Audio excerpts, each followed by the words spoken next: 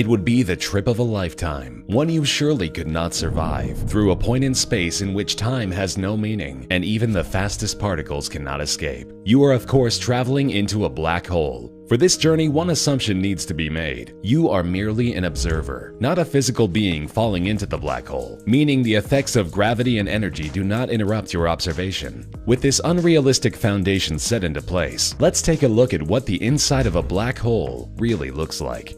Starting off, the approach would be quite beautiful. Although considered dark, space is dotted with colorful faraway worlds that seem to infinitely illuminate space around you. Except for, of course, the ominous pitch-black sphere that is your destination. The sphere can be considered a waterfall of light. The edge of this waterfall, where light cannot even escape, is crisp and defined only by the warping of light behind it. As you accelerate toward the event horizon, you pass through the photon sphere. In this region, the photons reflecting off your body begin to orbit the black hole. When they make a complete orbit, they return back to your eyes, allowing you to see the back of your head.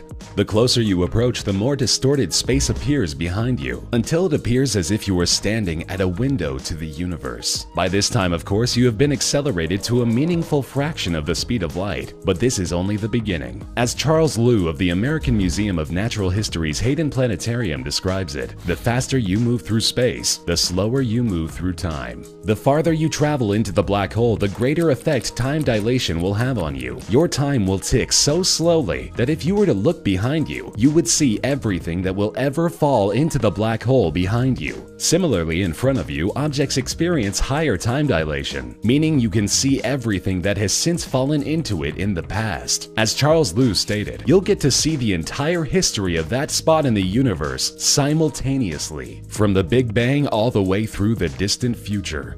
This is short-lived, however, as the event horizon begins to surround you, until only a tiny point of light behind gets blue-shifted through the ultraviolet spectrum and becomes invisible. At this point, however, your eyes will see no more. This is when things get incredibly interesting, or incredibly dark, since matter is stretched and pulverized into their fundamental building blocks. The properties of atoms that give them texture, shape, structure, and color are completely thrown out the window. The quarks and gluons are compressed in position space and expand proportionally in momentum space, with all paths pointing toward the singularity. There are no properties that can describe what this would look like, because the properties we attribute to things exist in our space-time, but not in the space-time of the singularity. It's better to consider black holes as a feature of space with a Planck-length diameter, as opposed to a traditional object. So if we can't see what a black hole looks like from the inside, why can't we see it from the outside? Aside from the fact that light exiting a black hole is red-shifted into oblivion, the ultimate crunch of the black hole never really happened. From an outside observer, time is frozen at the event horizon relative to their clocks. Anything beyond the event horizon is no longer a part of the timeline of the outside universe. Nothing occurs beyond the event horizon. So this is the best look at what the inside of a black hole looks like. The truth is, from the outside, the singularity never occurs. And from the inside, the singularity does not possess any meaningful properties or characteristics to a human observer beyond its size. Although there is no meaningful answer to what the inside of a black hole looks like, every year space agencies around the world are discovering new and interesting features of the universe and answering our questions in more detail.